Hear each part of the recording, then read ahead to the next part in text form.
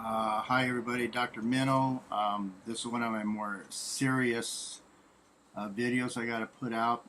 I kind of got myself in a serious pickle here of a post I did August 19th, and it has to do with my video on making guanabana or Soursop wine.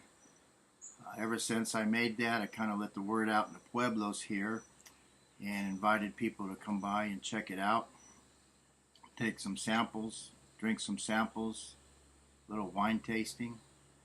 So it's been relatively popular.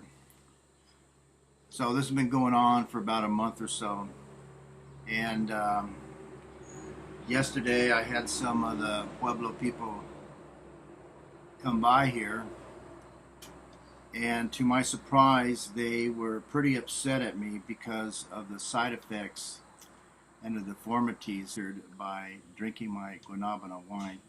And I don't know what happened. I don't know what caused all this. I'm okay. I feel okay. I don't feel weird or any deformities. I'm, like I said, pretty normal after drinking a few bottles of it. So this is the culprit here. This fine elixir that I made from the Soursop fruit. So, like I said, I don't know what happened. But check out these people in the Pueblo, what happened to them. Their heads are all deformed. They're actually looking like the fruit itself. Now, I know I've limited my quantities that I were giving out, so there's something seriously going on here. And I don't know what to do with these people.